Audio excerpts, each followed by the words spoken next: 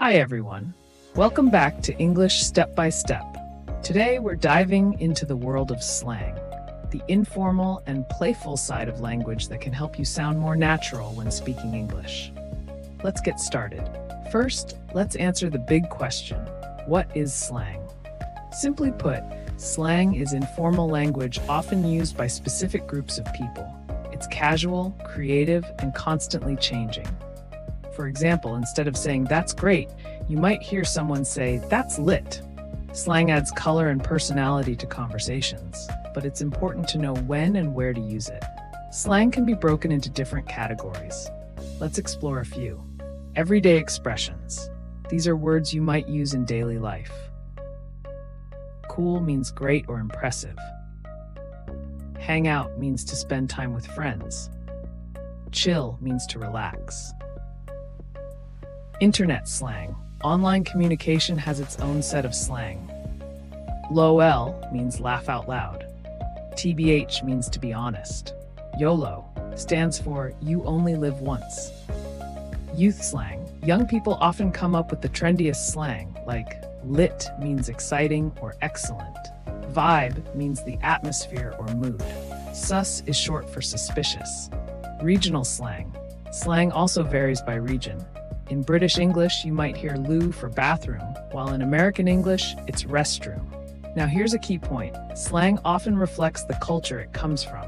For example, bangers and mash is British slang for sausages and mashed potatoes. Learning slang can help you better understand a culture's humor, values, and even its history. Slang is great, but it's not suitable for every situation. Avoid using slang in formal writing, exams, or professional settings. For example, instead of writing, "That idea is lit" in an essay, you'd say, "That idea is excellent." Think of slang as your casual outfit, perfect for hanging out with friends, but not for a job interview. Let's look at some popular slang terms and how to use them in real-life situations. I'm so hyped for the concert tonight. Hyped, excited. Can we just Netflix and chill this weekend? Netflix and chill, relax at home. Don't ghost your friends, it's rude. Ghost, to ignore someone by stopping all communication. This party is such a vibe. Vibe, an enjoyable atmosphere or mood. He's acting so sus lately. Suspicious. Stop flexing your new phone, we get it.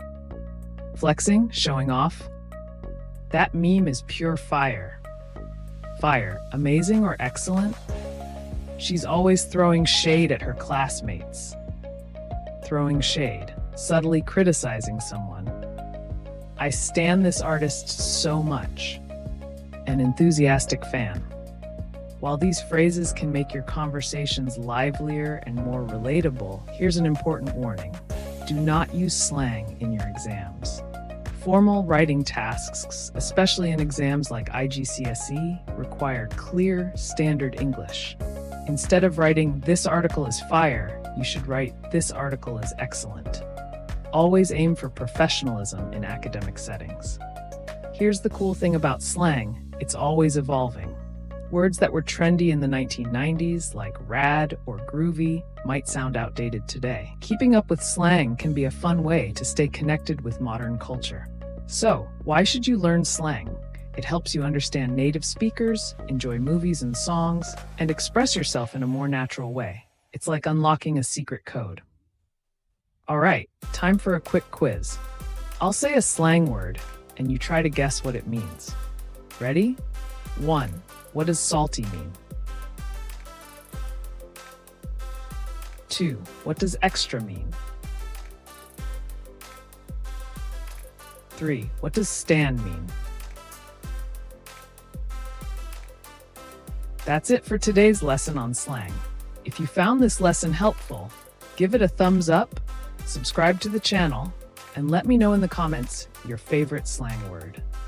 See you next time on English Step by Step.